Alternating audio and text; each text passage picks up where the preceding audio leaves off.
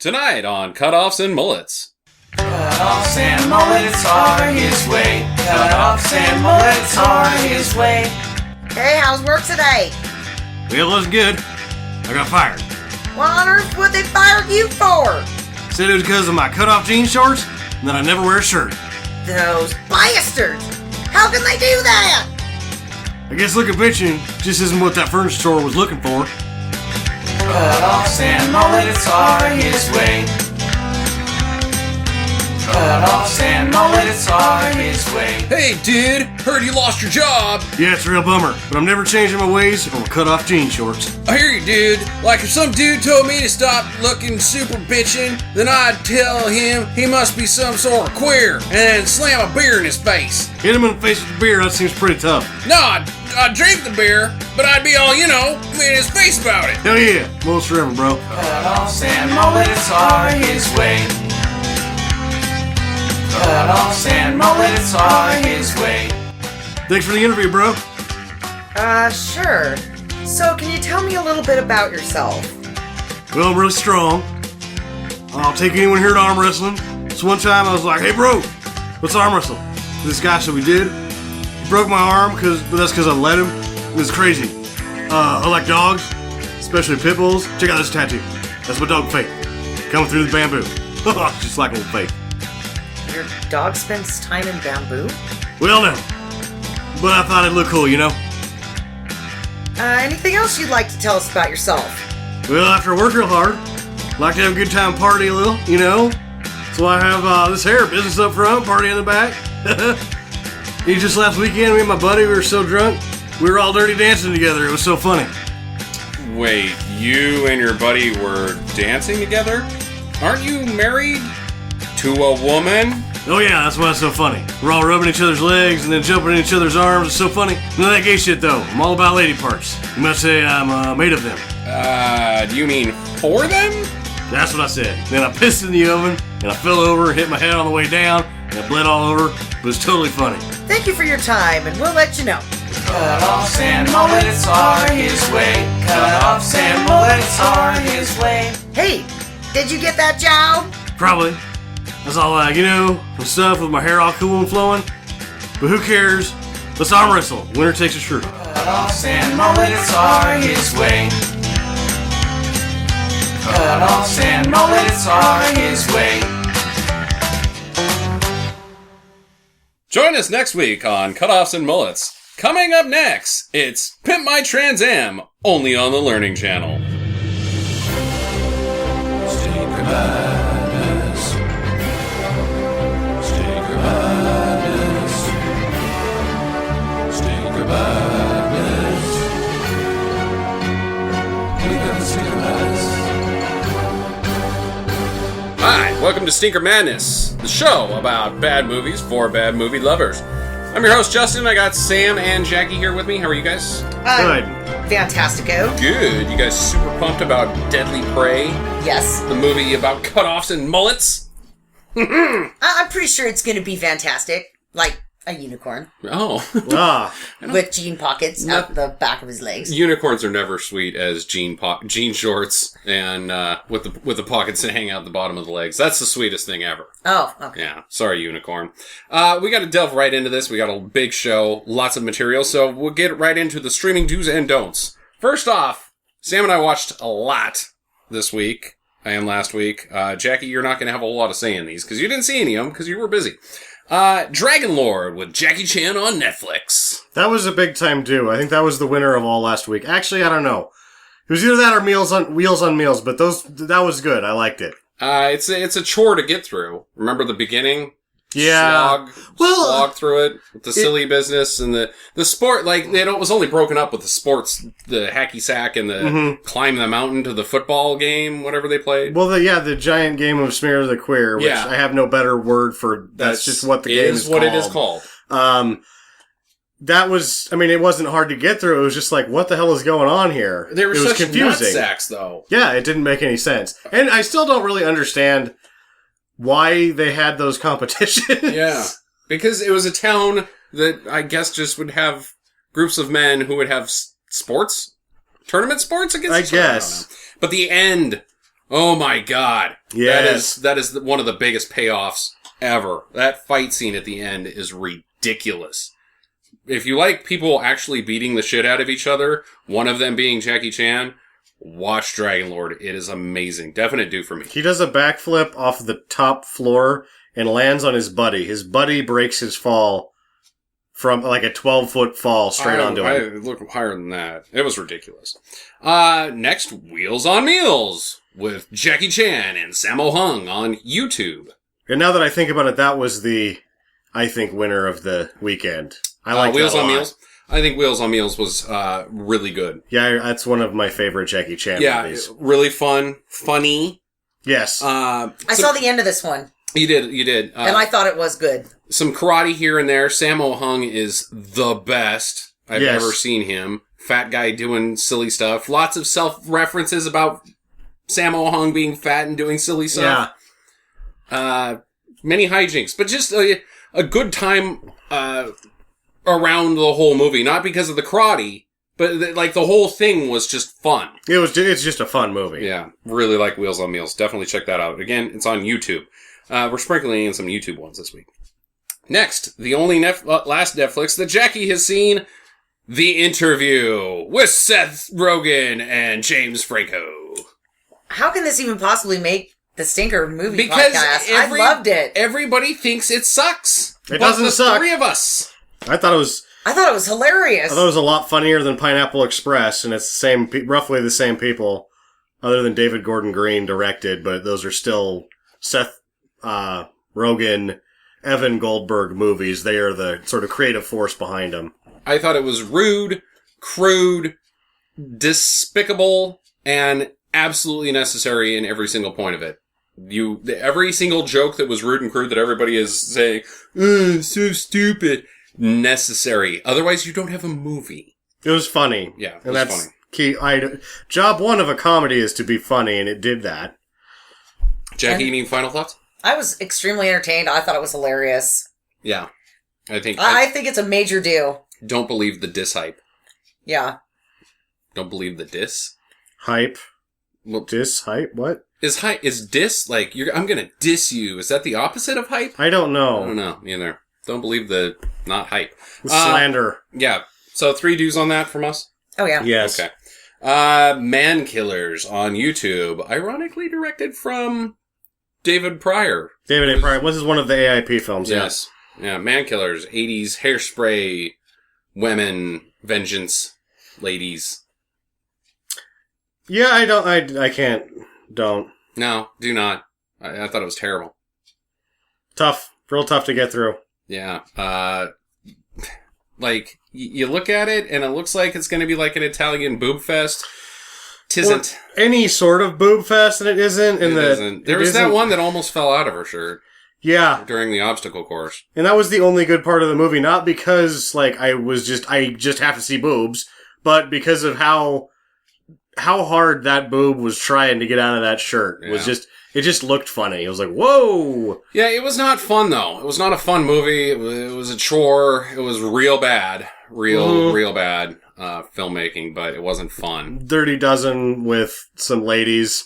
It was basically almost like Mercenaries.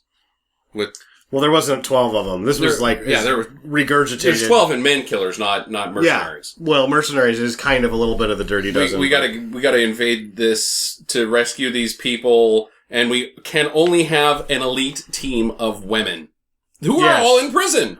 But the Dirty Dozen is just elite team of bad people, right, in prison. I did see part of this when they were picking out the women prisoners, and it looked kind of stupid. Yeah, it wasn't good. Master of the Flying Guillotine on YouTube. Quoted as saying one of Quentin Tarantino's favorite films. I say do, but it's a 60% do because I wasn't really all that I hoped. And it had me like in the first 15 minutes, I was so excited about the movie with the whatever krautrock and how... Oh my god, the music in this film. It was just like, it was gonna be so awesome, but then it was just an okay kung fu movie. Yeah, just taper. The praise for this film, I was just shocked. It was like, You need to see some more wild shit. Like I was thinking about both sides of the spectrum of what this movie was trying to do. The, hijinks, well, not necessarily hijinks, but the fun, silly side of this movie.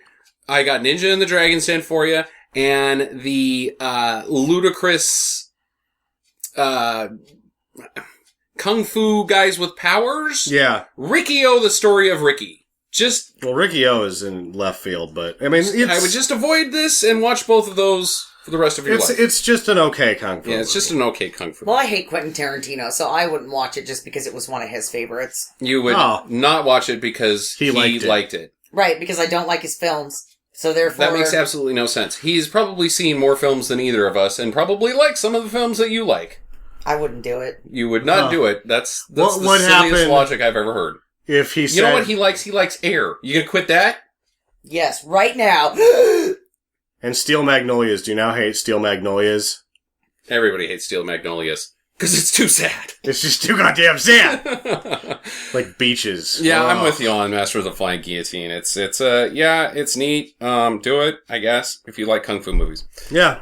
Action USA on YouTube. Which sucks because the first 15 minutes were awesome. First 15 minutes looked like it was going to be the greatest movie ever filmed. The subsequent 100 minutes were definitely not awesome. Yeah. It was okay. Just like but don't forget the end was awesome too. Oh, though. wait. What? The motorcycles jumping over the bridge and shit. It was all stunts. There's an hour period where it's no stunts, no action at all. Guys walking around, basically, looking for diamonds. But the beginning, stunts. The end, stunts. Yeah. I give Action USA a do. Yeah. Because the stunts are so ridiculously awesome. It's really easy to forget, though. It is really easy to forget. Absolutely. The middle is just so freaking dry. Like, the quality of the filmmaking, it is no Revolt. Yeah. Yeah, it is no Revolt. That is true. That's on YouTube. So there you go. There's your do's and don'ts. This week on What You Talking About, Willis? The movie, as we know, is Deadly Prey. Mm-hmm. The story of a man being hunted by rich guys, which we've all seen before. This happens. This is a fairly frequent theme in bad cinema. Mm-hmm. It's based, loosely, this one is based off the book, The Most Dangerous Game. Yes, which I think there's actually 100 movies loosely based off the dead. Let's talk about some of those. 1932. Okay. The movie, The Most Dangerous Game. Uh-huh. Then a remake, Game of Death in 1945, both from RKO. Yeah. 1956, United Artists, Run for the Sun. And then one of our stinker favorites, 1993, Hard Target. Yeah, Hard Target. Real good. Jean-Claude Van Damme. Is Surviving the Game in there? Yes. 1994, Surviving the Game. My favorites, Rucker Holler and Ice-T lisping his way away from those gentlemen. Yeah. A homeless man is hired as a survival guide for a group of wealthy businessmen on a hunting trip in the mountains. He is unaware that they are killers who want humans for sport, and that he is their new prey. Directed by Ernest R. Dickerson, who sounds familiar. Yeah, I have that on DVD. You got 2004's The Eliminator, where 7 captured people are hunted. Yeah, it's a deadly game. Of hunted at night for sport on an island as a betting game for the wealthy. Story has also served as inspiration for books and films like The Hunger Games and Battle Royale. Mm-hmm. There is a reference to The Most Dangerous Game in the letters from the Zodiac Killer. Oh. Wrote to San Francisco Bay Area newspapers in his 3-part cipher. Man is the most dangerous animal of all to kill, he said. Yeah. So, my question to you. So, you know what we go watched just recently that was also, you could say, has its roots in this, be it copying one of these films and inadvertently borrowing from Deadliest Game, was Avenging Force with Dudikoff. Yeah. Avenging Force is the exact same thing. Yeah, it's a Hunting Man. Never Hunt a Man movie. So, Jackie and Sam, my question to you guys is, it seems like every time this is the super rich hunting these guys. Oh yeah, well, you'd have to be. Not the super bored or the super just have access to it's an island with men on it that you can hunt. It's expensive to hunt birds. Just imagine how expensive it would be to hunt men. You never hunt a man. If you're super rich hunting aficionado, and you could hunt anything from any movie, what would it be? What is The deadliest prey. Valcor! Falcor luck dragons? Luck That's dragons! fucking awesome. Oh my god. I can't come Valcor, up. the luck dragon from the Never-Ending Story. So what would you use to hunt Falcor? You would have to be pretty damn crafty, because that guy can fly. Yeah, so you'd have to have, like, I don't even know. A What is it? ballista? Yeah, a ballista, with like a harpoon ballista that's got a cord on it. Yeah. Because if you, like, winged him and he bled out, you're never going to find him, because he's got a range. Are luck dragons like, Schmaug, where their scales are impierceable? He did seem to have a scaly underbottom, did he not? Does have he's Yep. covered in fur and scales. But Yeah. he was getting a shot from that witch woman. So I don't think he's indestructible. Maybe Yeah. she's got a needle made of unobtainium. Okay, well... You know- Smaug would be nice to kill, too. Mm. You know what I would want if I was hunting a luck dragon? Okay. A giant Dodge Dynasty. Just run him over. The world's biggest Dodge Dynasty. What else? What else do you guys got for me? You I said didn't know. Smaug. Like, so, because when you asked the question earlier, I'd thought about it wrong, because I was like, what would be the deadliest prey? Circumstantially, I was thinking like, oh, Chuck well, Norris? no, like if you were a dog, the deadliest prey is the car. The car would be the predator. Yeah, well, but they chase it anyway, They do, that's true. and it would kill them instantly. Uh-huh. So that's a deadliest So you did prey. not think about this question at all in Not the right in the manner. right You way. have I was brought thinking- nothing to the table. What Myself, about a Wookiee? I would be afraid of hippopotamus. They're mean. You have all of the movies ever, and you choose hippopotamus? People hunt hippos all the time. Nobody hunts a luck dragon. Nobody, well, they're I would hunt a Wookiee next. A Wookiee? a Wookiee. They Could did you that imagine? in an Because episode. that thing is big, and it's hairy. I would say a Wookiee's pretty deadly prey. Yeah, and it's smart. They are smart. Wasn't there an episode of the They're friends of the Jedi. Clone Yeah. Wars that is hunting the I Wookiee? think there was. Yeah, there was a actually. deadliest prey episode of Clone Wars, and they hunt Chewbacca. Yeah. Shows up in that episode. Yeah. I got a couple one for you guys. Godzilla. Godzilla. Uh-huh. Yeah. Is he the deadliest prey? Yeah. You'd have to have a submarine and land power to get him. And you'd have to have wear rubber because he shoots electric fire. Can Yeah. And even in that, it's just gonna melt. Like that's a real bitch. That Can electric you fire. hunt Godzilla though? Because he's real big. It doesn't seem like anything's been able to kill him yet. Not necessarily kill. Hunt. Yeah. Well, I mean, Oh, there he is. Found him. well, in He's Godzilla destroying the city. versus Monster Zero, the Martians successfully capture him and bring him back to Mars. I guess that's hunting him. Yeah. Yep. Hunted him to the ends of Earth.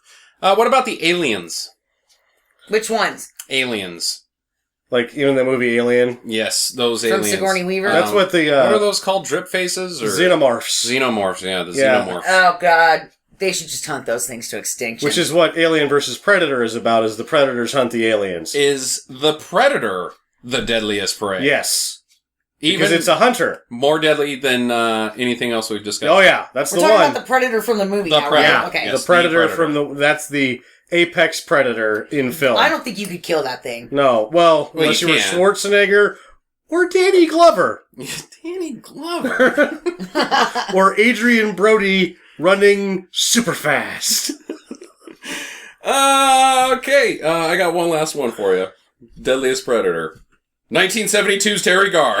Oh shit! Who's that? Terry Garr? Terry Garr, Come on! Is he from hottest Van Halen? ass in 1974. That's who it is. What? Is he from Van Halen? Ooh. Ed, your David Lee Roth David Lee Roth. might be the deadliest prey. He probably hit that. I bet David Terry Lee Roth. Garr. got You all know, over how the do you shirt. not know who Terry Garr is? I don't. She's a famous blonde lady that was like, whoa, hot in the 70s. What was that Bruce Willis TV show that she was in? That's you're thinking of Moonlighting, and that's not Terry Garr. That's Well, she Sybil was- Shepherd. What TV show was Terry Garr in, though, that was 80s, and it was like, oh, Terry Garr, you really went downhill. I don't know, but she's in Close Encounters of the Third Kind. Yeah, yeah. Young Frankenstein. Oh, Young Frankenstein. And only I believe it's Frankenstein. everybody got nominated for an Academy Award in Tootsie, And the only person that deserved a win, let alone a nomination, was her, and she didn't even get nominated. Yeah. She was the best performance in Tootsie, which is a good movie. All right, well, 2 out of 3 Sneaker Bandit Sos. Agree. I was going to say Gandalf. Oh, yep. Okay, I've seen her. Gandalf would be a deadliest prey. More so than the Predator. No, I agree with you, the Predator, but when I was thinking about it, before you said Predator, I was thinking Gandalf. Or any wizard. Boobs. They can't see that on the podcast, Jackie. What are you doing? Okay. You totally She broke my concentration. If they can't see it, don't show it. Well, I've shown you guys Terry Garr's boobs. I found them online. Yeah, I've seen movies before.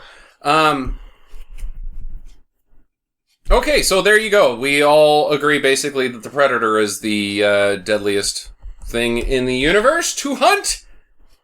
Even more so than man. Sam, tell us about Deadly Prey. Deadly Prey was released in 1987, written and directed by David A. Pryor, who we will get back to in a second. I'm going to veer off the beaten path here. Okay. In 1986, director David Winters was upset after being overruled on a casting decision for the movie Thrashin', which will eventually be on Stinker Madness. Is that like a metal movie? No, it's a skateboard movie. Yeah, well, so, kind of the same thing. Well, anyway. 80s punk rock type movie.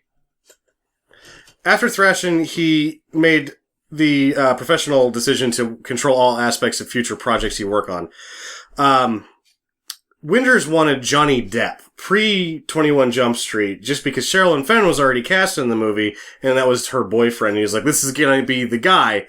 And he didn't get Depp, and the other producers overruled him, and eventually the casting was given to Josh Brolin, who would, of course, go on to win an Academy Award for No Country for Old, or was nominated for an Academy Award for No Country for Old Men. Yes. And everybody knows who the fuck both of these guys are, but there was a huge fucking problem for David Winters that Josh Brolin ended up being in the movie. Mm-hmm.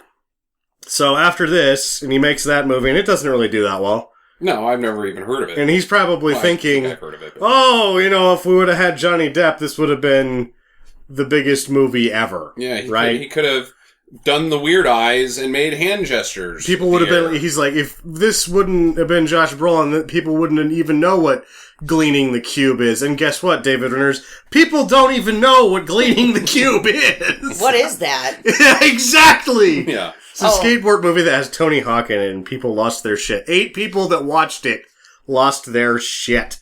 Ironically, Brolin was first offered and turned down the role of Tom Hansen on 21 Jump Street, which ultimately went to Johnny Depp. Huh, interesting. Yeah. Anyway, that whole fucking debacle, which is now known infamously as the Thrashin' Incident. The Thrashin', The Thrashin' Incident led to Winters, in his desire to control all aspects of the productions, to team with David A. Pryor and Peter Uval to form AIP, or Action International Pictures. Greatest studio name ever. Ever. Well, and then he fucks that up later, as you'll find out. Okay. Between 1988 and 1994, AIP produced 17 films, according to Wikipedia. According to IMDB, it's either 18 or 19, and distributed 41. The entire roster on IMDb is 49 films that they did at the whole time that they were in existence. In 1992, however, Winters bought out the other 2 interests and did a rebranding for other movies where the company was called West Side Studios, in self-recognition of his 30-year involvement with the West Side Story Broadway production. He's a dance choreographer as well. Sure. Yeah. Of the 17 films produced by AIP, 15 were written and directed by David A. Pryor.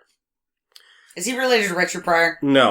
Okay, White just guy. checking. But there will be a relation that you're going to come find out very soon. Pryor has served as writer and director on over 30 projects, including the 2013 sequel to this film, Deadliest Prey, Yeah, which is not about the Predator. with his brother, Ted Pryor, reprising the role of Danton. Ted Pryor is the guy in the shorts in this movie. Yes, Danton. Danton. And I was like, I've seen Ted Pryor before, but it turns out because I've only seen other David A. Pryor What movies. kind of name is Danton? Danton. It's like Mike Danton. His last name's Danton. Oh, thank God. Yeah. He's your private Danton. Yeah, Danton for money. Danton for shooting those guys. Well, in Cutoffs. Yeah, exactly. Ted Pryor has starred in numerous films directed by his brother. So many that, he has 37 credits, and I looked through them, and for the life of me, I couldn't find one that wasn't directed by David A. Pryor. Okay. So there's probably one out there. Mm-hmm. And I've seen this guy, but as it turns out, I've seen like 5 David A. Pryor movies, and that's why. Yeah. Such as? Well, we just watched the one. What was it? One? Man Killers. Man Killers, yeah. Yes, from, I didn't write these down. Anyway, I'm going to Cameron Mitchell. Okay, Cameron Mitchell. Cameron Mitchell is credited as being one of the founders of the Actors Studio in New York. Mm-hmm. He had an amazing career that ended with him doing some really shitty movies, including this one, Frankenstein's Island, Kung Fu Cannibals, and Action USA, which we all watched in the last month. You know what we did fuck up? Huh. We never gave it streaming do's and don'ts on Frankenstein's Island. That's on YouTube. Oh, that's on YouTube? Yeah. We'll do it next week. Okay. Stay tuned. Stay tuned for our review of Frankenstein Island, featuring one Cameron Mitchell.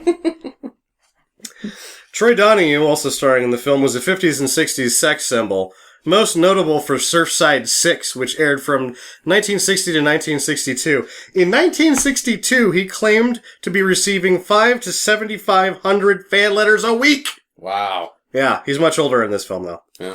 This was never released on DVD.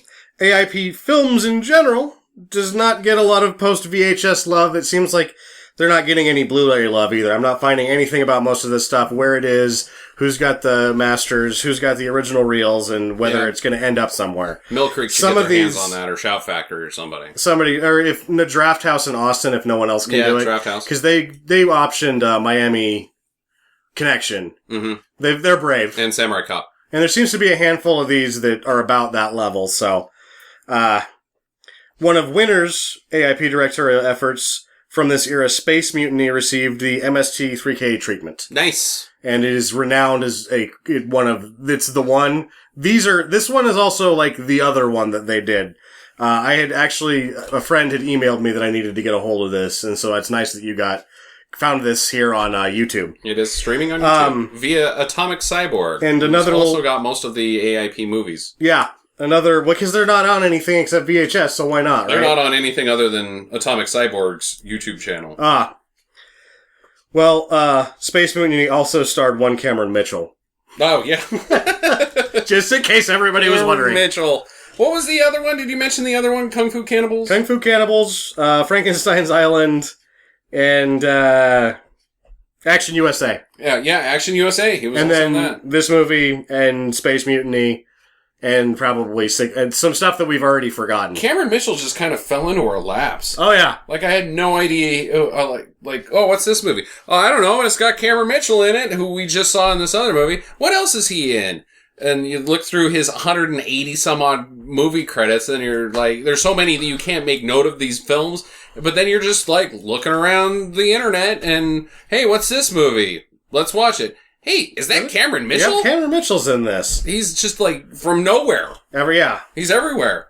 Way too late in his career, but he's still alive and he's still working. He's got a movie coming out, or 2 movies coming out. No, he died in 94. No, he's 74 years old. Cameron Mitchell?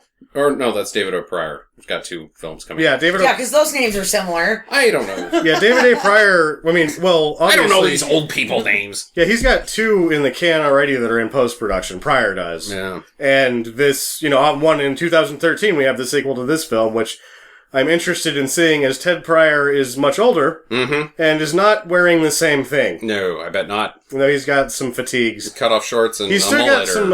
He's lost the sleeves to his shirt, so the guns are still on display. Which for a guy his age, that's great. Yes. Well, I'm excited about it. I've read some reviews. It seems absolutely ridiculous, and again, fingers crossed for a Hall of Fame movie, but we'll see. So stay tuned to that. Watch the movie on YouTube via Atomic Cyborg. Another shout out to him. And in the meantime, go ahead and get to that chopper. Visit us at www.stinkermadness.com. Follow Stinker Madness on Twitter at Stinker Madness. Please rate and review us on iTunes and Stitcher. Thank you for listening, and get to the chopper.